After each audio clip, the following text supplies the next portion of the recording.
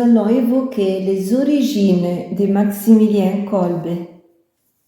Raymond Kolbe est né le 8 janvier 1894 dans la ville de Dunska Wola, en Pologne. Il a été baptisé le jour même de sa naissance, en l'église paroissiale dédiée à Notre-Dame de l'Assomption. Il était le deuxième fils de Julius Kolbe et de Maria Dabrowska, qui en auront 5, dont 3 seulement survécurent.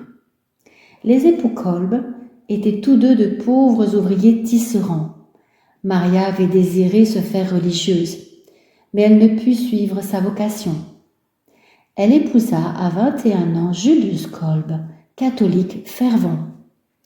Les Kolbe avaient une grande dévotion à la Vierge Marie, reine de Pologne, et ils se rendirent plusieurs fois en pèlerinage à Czetoschowa avec leurs enfants. Écoutons ce que nous dit Saint Maximilien pour aujourd'hui. Dans le sein de Marie, l'âme doit renaître sous la forme de Jésus-Christ. Sur ses genoux, elle doit apprendre à connaître et à aimer Jésus. Elle doit puiser dans son cœur l'amour pour lui et devenir semblable à lui.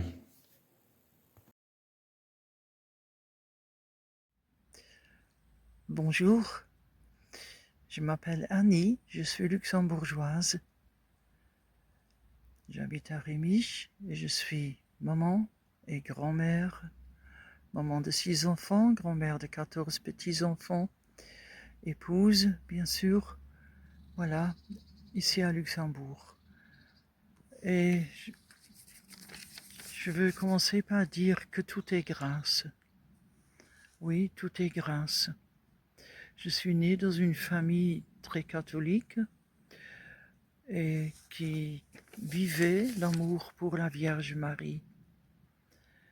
La prière quotidienne, prière du soir et avant les repas, le chapelet toujours en poche ou en main, le signe de croix sur le front de nous, de leurs enfants, avant chaque départ de la maison.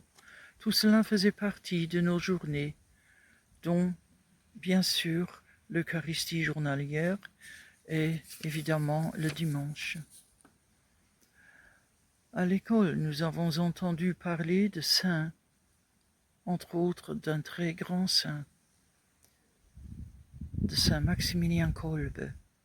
Ce saint très spécial qui a attiré beaucoup mon attention. Je n'arrêtais pas de penser à lui, à ce jeune homme qui avait donné sa vie, qui a offert sa vie pour sauver la vie d'un autre. Je me suis dit, quel amour a dû le pousser à une telle offrande. Avec l'âge, j'ai compris de plus en plus. C'était l'amour régulier avec la Vierge Marie qui l'a poussé à un tel amour. Un amour et une donation totale à Marie. Voilà, c'était cela son idéal, qu'il a vécu jusqu'au bout, jusqu'à donner sa vie de tous les jours et même jusqu'à la mort. Moi maintenant, avec l'âge, j'ai mieux compris. Et j'ai admis dans ma vie que mon désir d'appartenir au Christ résulta en grande partie, spécialement, en profonde union des Luxembourgeois à Marie, la consolatrice des affligés. Se réunir en tant de peuple chaque année après Pâques pour renouveler la promesse de nos ancêtres d'appartenir en fidélité à Marie et se réunir pendant un temps de 14 jours Donc, on veut toujours appartenir à Marie. Et cela faisait partie de notre famille aussi.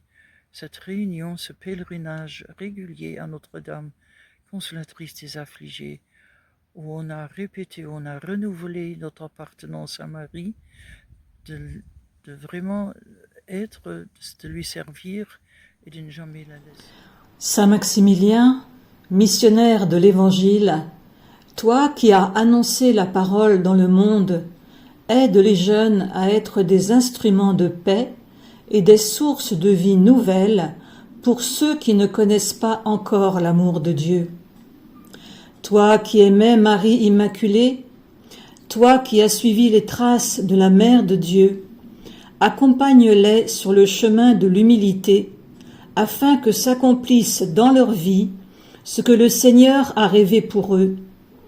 Martyr de l'amour, toi qui dans les ténèbres du mal as eu le courage de donner ta vie pour sauver un père de famille, enseigne aux jeunes à offrir chacune de leurs actions par amour pour Dieu et pour leurs frères.